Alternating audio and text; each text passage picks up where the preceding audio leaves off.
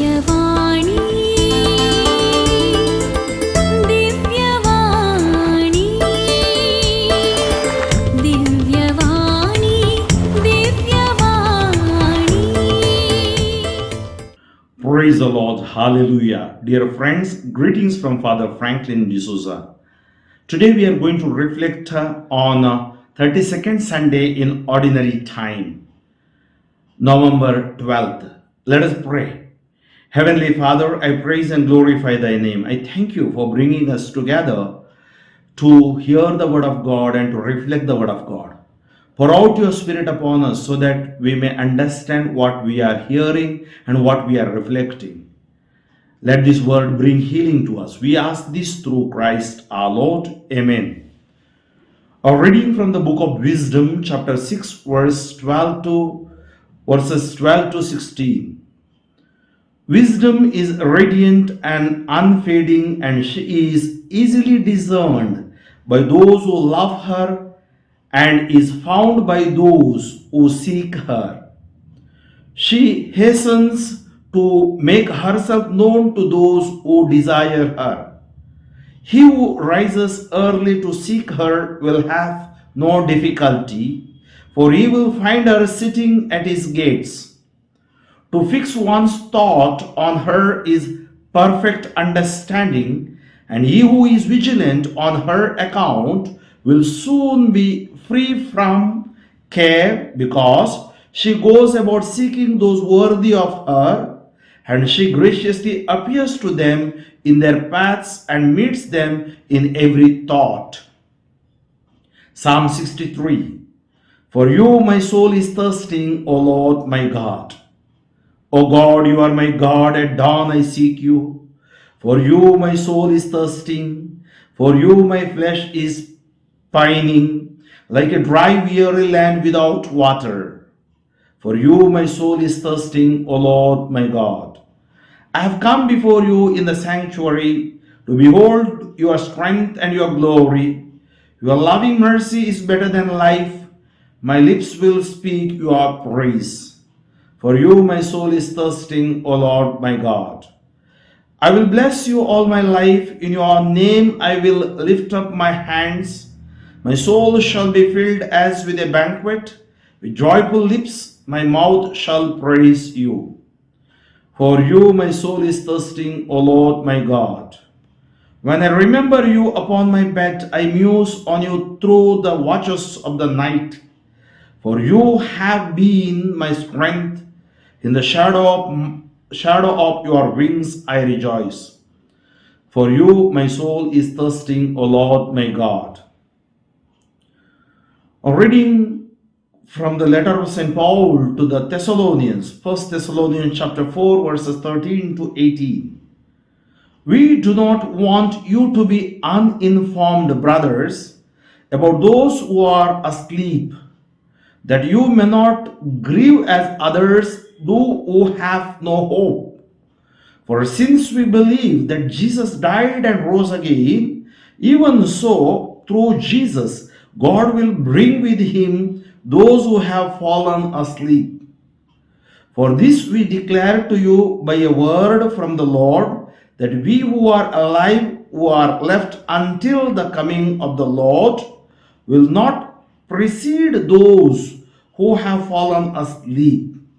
For the Lord himself will descend from heaven with a cry of command, with the voice of an archangel, and with the sound of the trumpet of God. And the dead in Christ will rise first. Then we who are alive, who are left, will be caught up together with them in the clouds to meet the Lord in the air, and so we will always be with the Lord. Therefore encourage one another with these words. Acclamation. Alleluia, alleluia. Stay awake and be ready. The Son of Man is coming at an hour you do not expect. Alleluia. Gospel according to Matthew chapter 25, verses 1 to 13. At that time Jesus told his disciples this parable. The kingdom of heaven will be like 10 virgins who took their lamps and went to meet the bridegroom. 5 of them were foolish and 5 were wise. For them, for when the foolish took their lamps, they took no oil with them, but the wise took flasks of oil with their lamps. As the bridegroom was delayed, they all became drowsy and slept. But at midnight there was a cry, "Here is the bridegroom, come out to meet him." And all those virgins rose and trimmed their lamps. And the foolish said to the wise, "Give us some of your oil, for our lamps are going out." But the wise answered, saying, "Since there will not be enough for us and for you, go rather to the dealers and buy for yourselves." While they were going to buy, the bridegroom came, and those who were ready went in with him to the marriage feast, and the door was shut. Afterwards, the other virgins came also, saying, "Lord, Lord, open to us." But he answered, "Truly I say to you, I do not know you. Watch therefore, for you know neither the day nor the hour." Dear friends, we know not the day nor the hour. Our readings today may be fittingly described as a festival of wisdom. From the dawn of history, there are those who have gotten access to the most extraordinary wisdom, and there are multitudes who seem to have missed out on it. The message today is about the wisdom hidden in plain sight for those who search for it. In our first reading, wisdom is described in female terms, entering into a love relationship with those people who desire her. Paul, in our second reading, speaks to the Thessalonians and to us about that area in our life where we most need wisdom, the reality of death. Is writing from a context in which it was believed erroneously that the Christ's second coming was imminent. But what he says paints a beautiful picture of our being ultimately and forever with the Lord. In the gospel, we have the lovely story of the so-called wise and foolish virgins.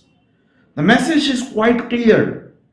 Readiness, preparedness, alertness are all important on our journey. Scholars today still speak of a wisdom that is there for all, but very few search for or grasp it. True wisdom is to recognize the connectedness of all things. There is no need to feel threatened by differences. Let us celebrate our oneness with the universe. Yes, friends, it is very, very, very clear that God is alerting us. Sometimes we slumber, we sleep, we become lazy. We lose the grace of God.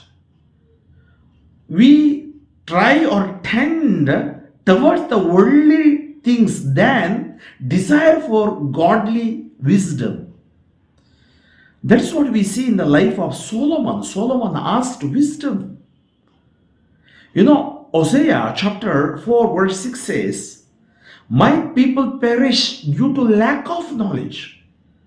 They have rejected knowledge." What knowledge? Maybe you are successful in the world or worldly, ways. But are you successful in your spiritual life. Having the oil means keep on burning that faith in you, the prayer life in you, the zeal and thirst for the word of God for in you. That's very important. We were not here a few years back, and after a few years we will not be here. We have to go back where we have come from.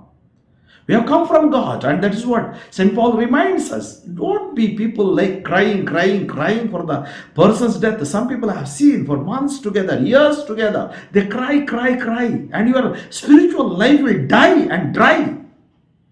He says you have hope. You are believing in a God who sent Jesus, and a resurrected God is Jesus. And that means you have hope. You have resurrection. Maybe you cry for them for 3 days, but after that, you thank God, they are with God. All those who believe in God, they are with God. That's why wisdom helps us to understand the spiritual life. Wisdom helps us to understand these ordinary things. Sometimes we do not see. Mother Teresa always used to tell, I do ordinary things with extraordinary love. She never did extraordinary things. Little things matter. Little pat, little thanking word. The word that comes from my mouth. God is God of small things. You was born in manger, not in the palace. So that's why we need to understand. We have to balance our lives.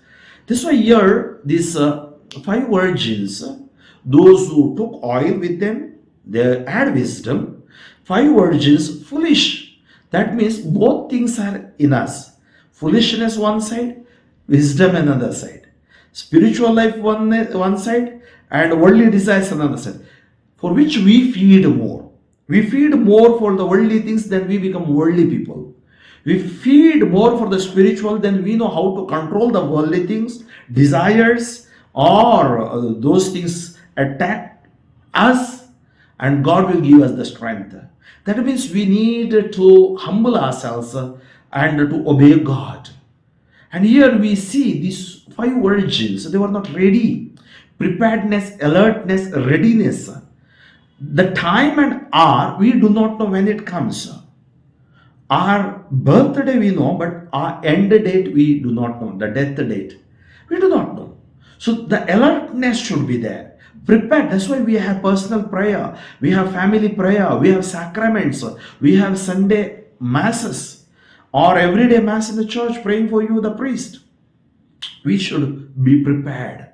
And that oil is wisdom, oil is God's grace. We should never ever go away from the grace of God. So let us pray today. Let us be prepared as we come closer to the Advent. Advent has 2 things. One is preparation for the Christmas, the birth of Jesus. Another thing is the coming of Jesus. Jesus will come again. He will take us. So we have to be ready every day, every minute, every second. And we have to live our life with the responsibility and keeping the foundation as the word of God, and that is the wisdom of God. Heavenly Father, I praise and glorify your name. I surrender my brothers and sisters into mighty hands. I have no silver and gold to give them. Your name, every knee shall bow, every tongue confess that is Jesus. I pray all the foolishness may vanish, all the laziness may vanish from us, so that we may be filled with the grace and glory of God, with the alertness in our prayer life, in our spiritual life, in our work that we have, the responsibility. Keep us always disciplined in our lives as, Lord, you disciplined your life. Give us your spirit. Let thy spirit lead us. As you touched the man near the pool of Bethesda for 38 years, as you touched the one in Hemorrhages for 12 years, as you touched the deaf, dumb and mute people, as you touched the man who is with withered hand, the man who was with the dropsy. Lord, I pray people, those who are suffering right now, those who are in need of your healing touch them, heal them, deliver them. In Jesus' mighty name I pray. May Almighty God bless you, the Father and the Son and the Holy Spirit. Amen. Father Franklin D'Souza, Diocese of Shimoga, pray for me, friends, and kindly forward this message as many as possible. May you have a beautiful day, great day, and God bless you. Divyavani.